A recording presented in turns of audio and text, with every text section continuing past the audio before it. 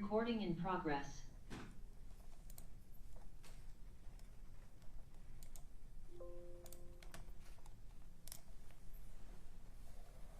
Calling case number 23-3818-01-FC, People State of Michigan versus Jaylin Brazier. Appearances, please. Good morning, Your Honor. Ryan Elsey for the people. My P number is 81329. And good morning, Brian Brown, P80560. Appearing on behalf of Mr. Jaylin Brazier. Mr. Brazier. Good morning, Jaylin Brazier. Good morning, Mr. Brazier, Mr. Brown, and Mr. Elsey. Today's the date set for sentencing in this case. Mr. Brown, have you had a chance to review the pre-sentence investigation report and sentencing guidelines with your attorney, Mr. Brazier, with your client, Mr. Brazier? Yes, I have, Your Honor, and there are no need for any additions, corrections, or changes. All right. Any issue with the way the sentencing guidelines are calculated? No. All right. Mr. Brazier, please raise your right hand. Do you solemnly swear or affirm the testimony you're about to give is the truth, the whole truth, and nothing but the truth, so help you God? Yes. All right. Please state your name and spell it. Jaylin Brazier. That is Jaylin. Brazier, Brazier. All right. Put your hand up. Do you read, write, and understand the English language? Yes.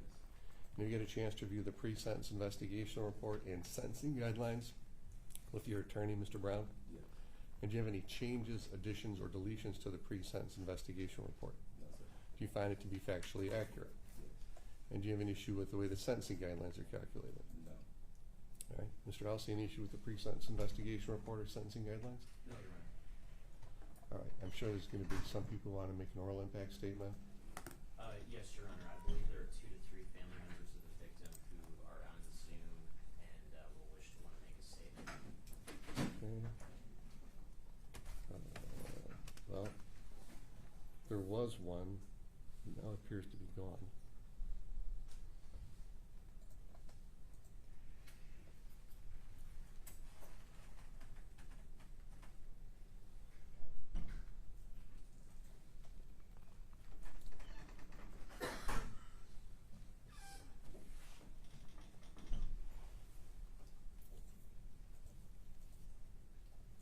Is there anybody potentially in the waiting room, Your Honor? No.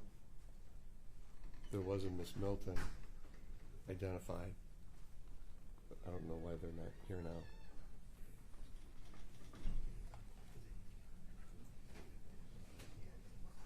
We're going to, if the court could bear with us. Sure. You need a Zoom ID? I believe she has it.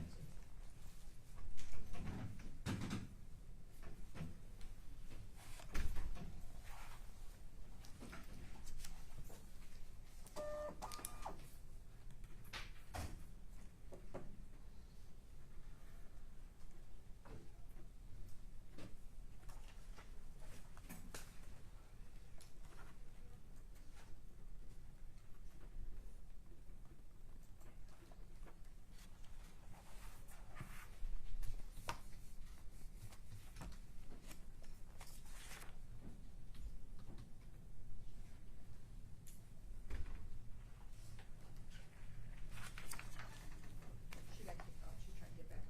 Oh, here she is.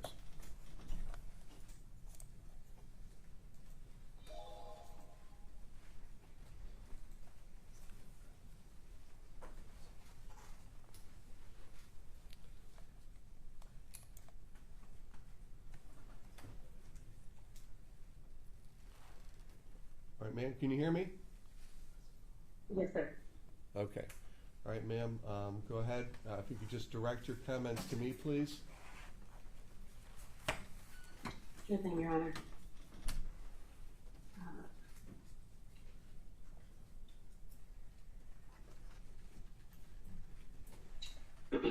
Take your time.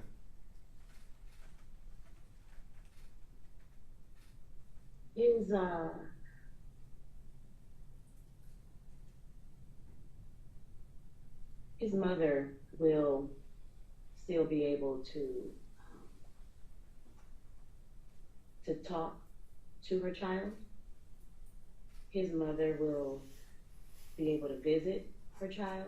His mother will still be able to do for her child in attempts at making what should be a hellhole a little bit more comfortable. Whereas my child, Zion, can't be visited, or would I do going to a landfill, knowing that the contents that were in the landfill at that time are no longer there? And it'd be better if I were able to just go around the corner to her room and to see her or to visit her at college.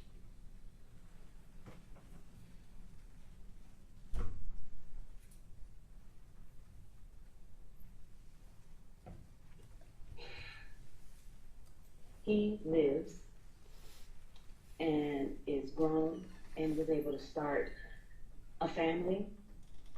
My child, Zion, had only just hit 17.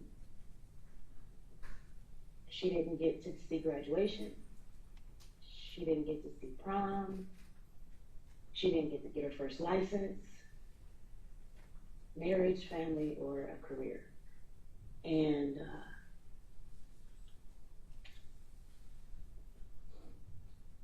it would be different, I guess, if it were a sickness or something, but it's not. The convicted took all of that and more away.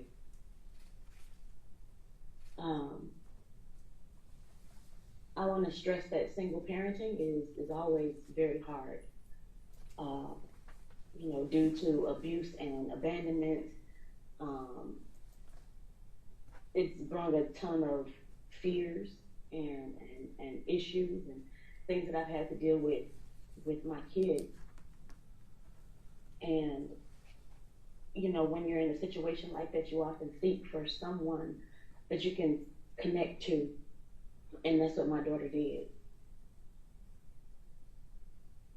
My babies and I have had deep trust issues. We have a very limited amount of people that we communicate with, and even less that we are actually connected to.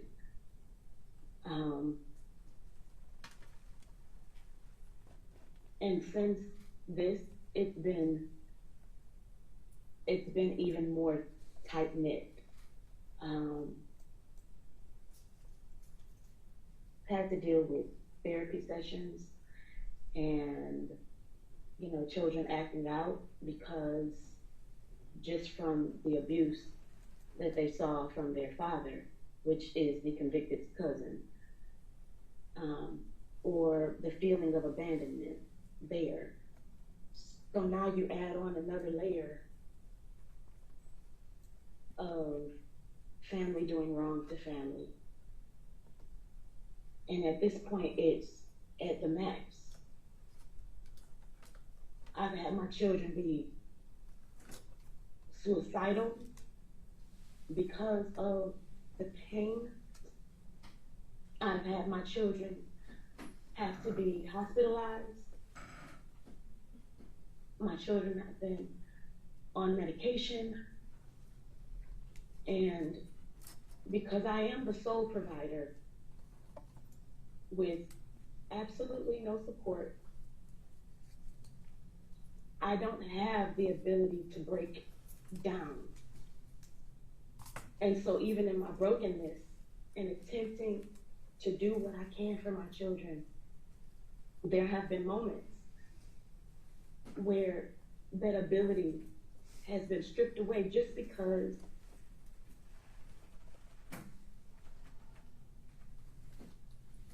of these actions. I have 5 kids now instead of 6.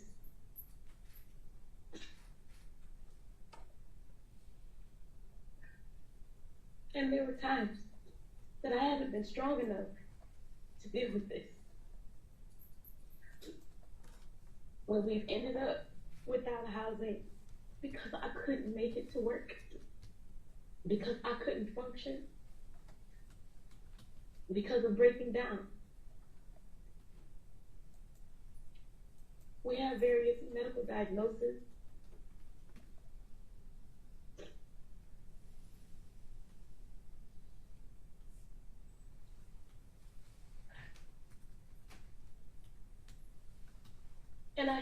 say that someone could have so much power to do such a thing and to cause such a weakness or to cause such a disability. But because of his action,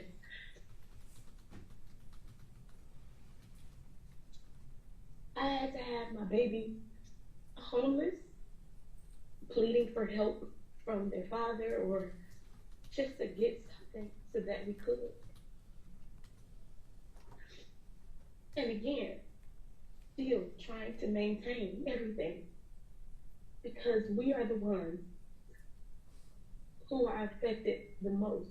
Not saying that others aren't, but we are the ones who are affected the most. Because Zion, the life of the party. She was my firstborn, my best friend, and he stole from me my baby. He stole from me the opportunity to even say goodbye. He stole from me my artist, my architecture. And he stole from me my singer and my songwriter. He stole from me. And he stole from my babies. And he stole from the world what would have been and what should have been a great human being. All she has ever done was try to make people happy and try to fit in, because that's what kids do.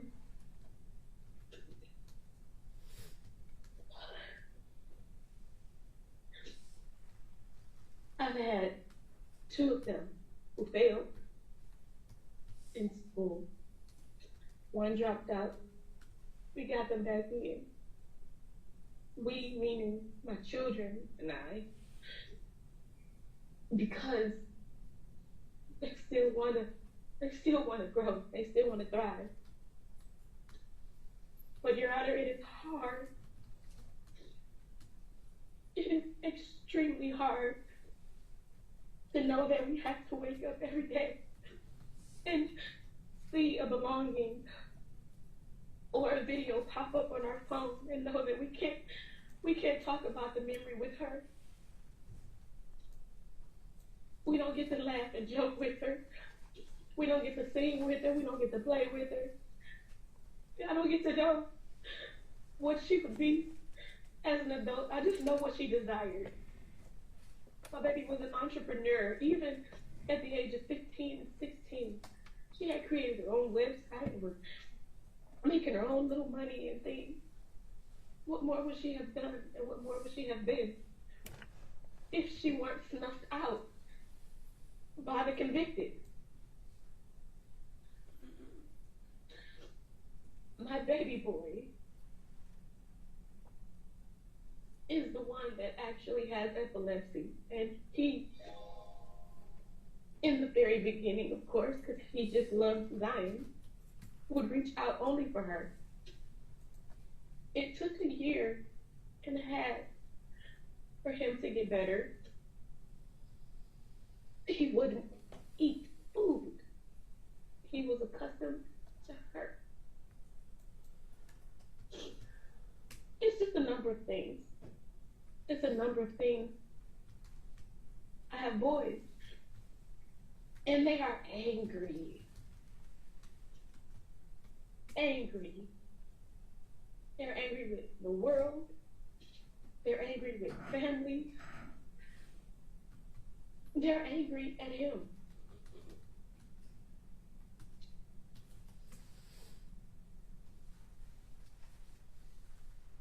There's been a lot of damage done. And it's not something that's able to be repaired because you can't undo what's been done. But I am pleading with the court that he gets a max time.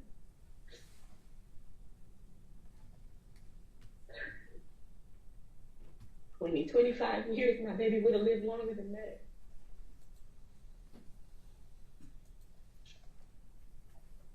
Anyway, the damage that's been done has been tenfold and more. And Zion doesn't get to see the day of light, or the light of day. You know, we just want to have justice. It won't bring her back. But at least it'll be known that you cannot do the things that he's done and get away with it and be tapped on the hand and told, no, no, no. That's all I'm asking. That's all I have to say. Thank you. Is anybody else with you that likes to make a statement? My daughter Chosen was ready to, but she can't handle speaking to the court regarding him. So she did write something, and I believe that it was sent in. Yes. Will that be presented? I've seen it.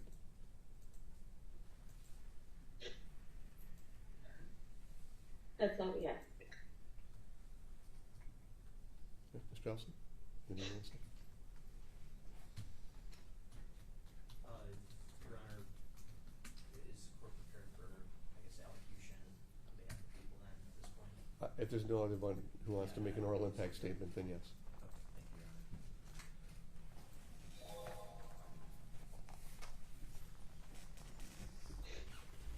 Your Honor. Your Honor, for years, defense attorneys in the state of Michigan pounded at podiums like this one and demanded that the sentencing guidelines be deemed advisory, not mandatory. And in 2015, that wish was granted by the Supreme Court's decision in People versus Lockridge, and that was a fully appropriate decision because I think, as the court knows, there are plenty of situations where justice needs to be individually tailored to a specific case, to a specific offender, and in a lot of cases that we see in this building, the guidelines are too stringent. There are just too many mitigating circumstances for the guidelines to be appropriate, and I've advocated, even as a prosecutor, on numerous occasions for downward departures from the guidelines when mitigating circumstances are presented. But it works both ways, and this is a case where there are so many aggravating circumstances that the guidelines range for second-degree murder in this case, which would call for a sentence of 225 months to 375 months or life, is dramatically insufficient. And in my sentencing memorandum, I called out a number of those aggravating factors, and I just want to make note of those briefly for the record. For one, the way in which the defendant exploited the relationship he had with Zion, the basic starting point, the basic genesis of what brought us here, that he had a much younger cousin who was, by his own admission, a survivor of sexual assault, and he essentially created this hyper-sexualized relationship with her through all these communications, through moving closer and closer into her life, by gaining her trust and exploiting that trust.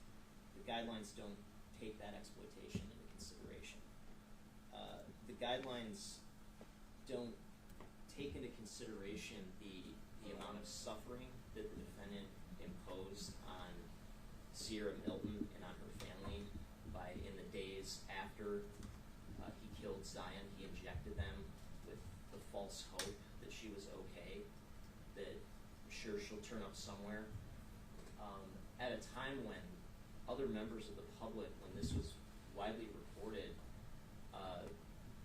were also exploiting Miss Milton and her family, claiming that they had information about where Zion was and, of course, demanding money. And all of these tips and leads coming in on a daily basis, the defendant is the one who enabled that by injecting that false hope. And that was an amount of terror and trauma that I don't think the sentencing guidelines in any way contemplate. There is one sentencing guideline that considers the idea of obstruction. It's OB 19, and in particular, it's scored here 10 points for otherwise interfering with the administration of justice. And I don't think that even barely scratches the surface of the amount to which the defendant obstructed justice in this case. First of all, by disposing of Zion's remains, by the repeated lies to law enforcement, by wiping his cell phone, by even the witness interference attempts that we saw through the jail calls, even leading up to the eve of the trial. There's no way that the guidelines account for that degree of obstruction that was reflected in this case. The amount of resources that the public had to spend searching for Zion, dozens of people searching a landfill for close to 6 months in hazmat suits, heavy machinery ordered by the Detroit Police Department. It was a massive effort, and the guidelines don't account for that. The guidelines don't account for the degree of manipulation, I believe, that we witnessed on the part of the defendant, where he could sit in an interrogation room with an officer and lie with a straight face, and then the very next day lie with that very same straight face and say something completely different. That level of manipulation is nowhere reflected in the sentencing guidelines. And nor do the guidelines reflect the total remorselessness that we've seen from the defendant throughout this entire process, where in every single statement that he's made, every single time he's had an opportunity to speak, there's no remorse, there's no apology. It's just this claim that he's had from the start that somehow he is the victim here. So with that in mind, I believe that the guidelines are completely inadequate in this case. And what we've seen is evidence confirming what is a very dangerous and manipulative individual. And the jury in this case swiftly administered justice by coming back with a verdict in about 30 minutes after close to 2 weeks of testimony, finding the defendant guilty. I'm asking the court to administer justice to by imposing an above-guideline sentence of 45 to 80 years in the Michigan Department of Corrections for second-degree murder, consecutive with the maximum sentence allowable for witness tampering, which translates to 80 months to 10 years in the Michigan Department of Corrections. Thank you, Your Honor. Mr. Brown?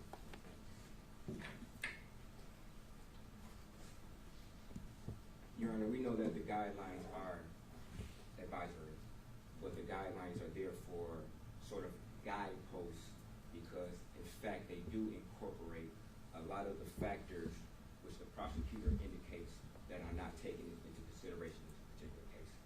For one, OV number 5, which was scored against Mr. Brazier, which is the psychological injury to members of the victim's family. When this was crafted by the legislative, they took that particular situation or situations like this into fact when they constructed the guidelines of how certain crimes or certain acts would impact a person's family. And in this particular situation, they scored it as such. OV-19 was scored against Mr. Brazier as far as the interference with justice, as far as the situations that Mr. Elsey stated, as far as the wiping of the phone, the fact of telling the officers at first that he didn't know, even though, in my opinion, it could have been a good reason. He did eventually come clean and told the officers exactly what happened and where she was.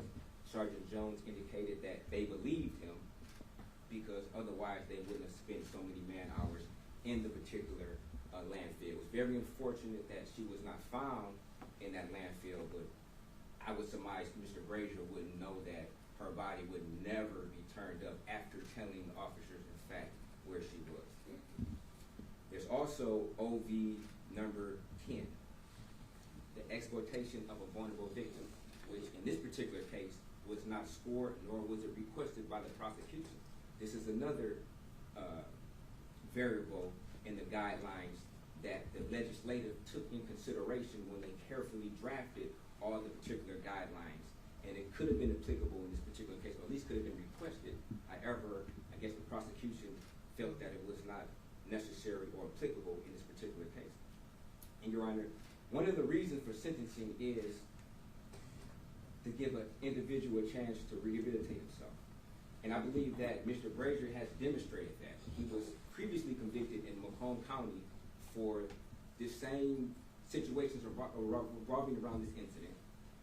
He was released on parole, and per the precinct's investigation report, he had negative substance abuse tests. He was working. He was trying to fold himself back into the fabric of society. He has 3 minor children that he was living with, providing financial, moral, and physical support on a day-to-day basis with his fiance, showing that he does have what it takes to be an individual who can come back to society. However, Wayne County prosecutor charged him much later after this particular incident upon his release, which led to this particular situation. Now, I don't necessarily believe that Mr. Brazier was trying to groom Zion, and I don't believe that the text messages that were shared between them were of a sexually charged nature. I personally believe that it just shows the extent of their relationship. Now, I'm not going to relitigate this particular matter, but in that particular situation, I don't believe the evidence showed that. And as far as remorse, we saw that Mr. Brazier was very emotional at particular times at different interviews. Now, he maintained his innocence throughout the trial, and that's his constitutional right. I don't think that should be held against him. He did express remorse and bad decision making as far as what he should have done as far as calling 911, and the decisions he made were not the best, but I believe he did try to make the best of his choices and of the situation. And Your Honor, I believe that in this particular case, I believe a lower end of the guidelines would be appropriate for Mr. Brazier in this particular situation, and we're asking for a sentence at the very low end of the guidelines. Right. Mr. Brazier, is there anything you'd like to say? Yes.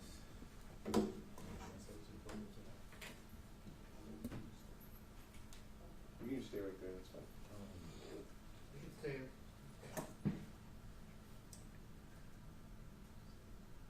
I'm just speak matter of fact. I caused all this, of course. I take responsibility for that, for my action that I did do. I'm not caused Sierra and her family massive trauma as well as my own. And it's furthermore divided our both of our families. I was reckless. I was inconsiderate, and this is the outcome of it.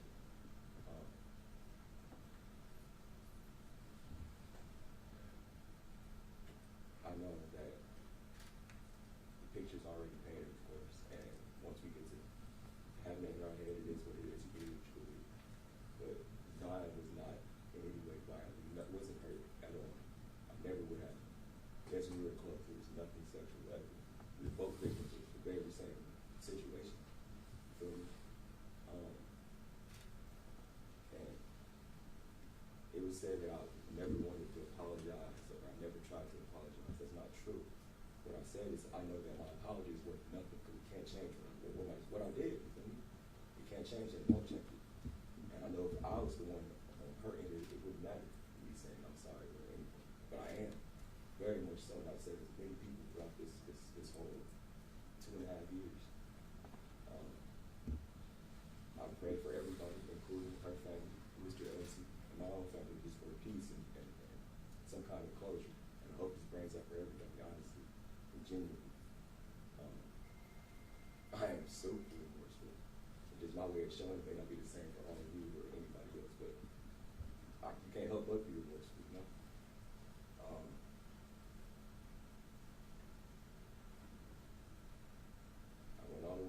my faith with everything, and I just continue to do that. And just one thing that I learned throughout the situation is, and honestly, like, I don't feel like what defines a person is the mistakes we make in our past, because we all make them, and some bigger than others, but it's really the lessons we take into our future. And I would just ask that you give me that fair opportunity to get back to that future. Because when I was out there, after all this happened, and yes, very traumatic for everyone. I'm not trying to paint myself as a victim at all. But I got right out, got back to my normal program, working hard, working out, that's all I do. And that's really all I can really say to it. That's all I have to say. Thank you. First, offense variable 19 provides only 10 points for interference with the administration of justice. As such, the guidelines do not adequately account for the numerous ways in which the defendant interfered in this case. At the outset of the police investigation, the defendant told police that he did not see Zion Foster for months, even though the evidence clearly showed that on January 4th, 2022, the defendant picked up Zion Foster from her home and brought her to his home. He even went so far as to tell police that Ms. Foster had a habit of running away because he had a poor relationship with her mother. While the defendant was incarcerated for lying to a peace officer, he used a prohibited cell phone to communicate with the mother of his children and asked her to do legal research on his behalf. He wanted to know whether someone could be charged with murder if the body was never found. While incarcerated, he used other inmates' phone accounts and advised his girlfriend not to show up to court proceedings. The defendant reset his phone to wipe it clean and hide his crimes. He advised police Ms. Foster died as a result of a marijuana overdose. Later, he told police that the victim died because of an LSD overdose. Finally, he returned to his original story that Zion Foster died as a result of a marijuana overdose. For all these reasons, this court finds that Rule 19 does not adequately address particular facts in this case.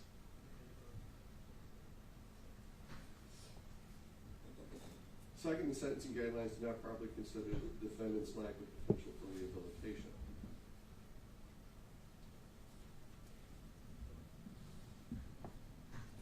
In addition to his pervasive prevarications, he remains largely unable to accept responsibility for his undisputedly established behavior. When the drafter was asked, the drafter of the pre-sentence investigation report was asked whether there was any statement he'd like to have noted in his report, he said, "I didn't murder her, but the jury found me guilty." Well, I'm not surprised that the defendant continues to deny his role in the victim's death. His response reveals that he's incapable of accepting responsibility of the suffering he's caused Zion Foster's family.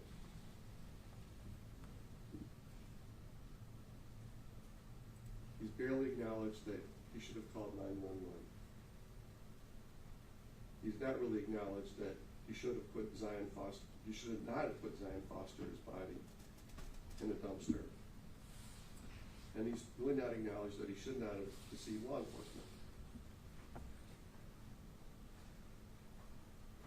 His internet searches do not reflect concern for Zion Foster.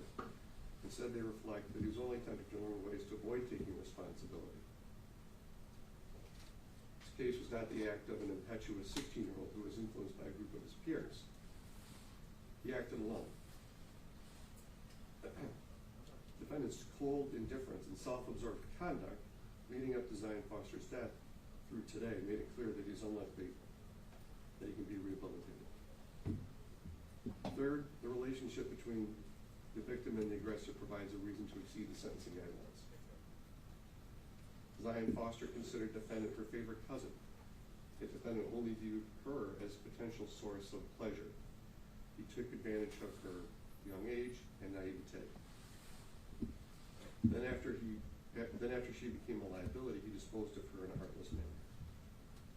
In exchange for her friendship, he made every effort to protect himself by lying to law enforcement and lying to Zion Foster's family. He did not call 911 for his beloved cousin, who he insists he did not murder. Instead, after it was clear that his lies were not leading law enforcement away from him, he called a lawyer and spoke to police, which he later regretted, to minimize his exposure to prison time. The victim in this case was not a rival. She was not someone who threatened him. She was not someone who provoked him. She was not someone who showed him disrespect. He coldly disposed of one of the greatest admirers. His greatest admirers, while his girlfriend was pregnant with their third child, was working the night shift, and his two young children were asleep in his home. Defendant deceived his girlfriend and left his children at home unattended. This case illustrates that defendant has no concern for anyone other than himself, including his closest family members. All of these facts lead this court to believe that the defendant has a poor chance for rehabilitation. As such, to ensure the protection of the community, a sentence that is longer than contemplated by the sentencing guidelines is warranted and necessary. Fourth, consecutive sentences are also appropriate in this case. The tampering involved the body of Zion Foster. The jury verdict reflects that it concluded that defendant disposed of the victim's body to conceal the way that he killed her, as well as to conceal the fact that he had killed her. The effort was followed by a torrent of lies to Ms. Foster's family and law enforcement. Defendant's admission that he disposed of Zion Foster's body to police weeks after her murder was part of an ill-conceived attempt to avoid taking responsibility for Zion Foster's death, especially considering the changing stories about the cause of her death. So for these reasons, the defendant is sentenced to 38 to 90 years with consecutive sentence at 5 to 10 years on count 2 with credit for 356 days served. We're going to pay a crime victim's assessment in the amount of $130. We're going to pay court costs in the amount of $1,300. The state court administrator's office has determined that $1,300 is the average cost of this court of the case proceeds through it, and it covers salaries and benefits to court personnel, goods and services necessary for the operation of the court, and necessary expenses for the operation and maintenance of court buildings and facilities. You're also to pay $136 state costs. All costs and fees due at the time of sentencing, unless otherwise indicated. Mr. Brazier, it's my duty to advise you of the constitutional right to appellate review of your conviction and sentence. You cannot afford an attorney to prepare post-conviction motions or perfect an appeal. This court will appoint an attorney for you at public expense, or provide that attorney with such portions of the transcript as that attorney may require to prepare post-conviction motions or perfect an appeal. Further advised, if you wish to file an appeal motion, the request of the appointment of an attorney must be made in writing and filed with the clerk of this court within 42 days of today's date. Mr. Brazier, do you understand your appellate rights? Yes. Do you have any questions about your appellate rights? No. Have you received written notice of those appellate rights? Yes, we now see it. Best to you and your family is not.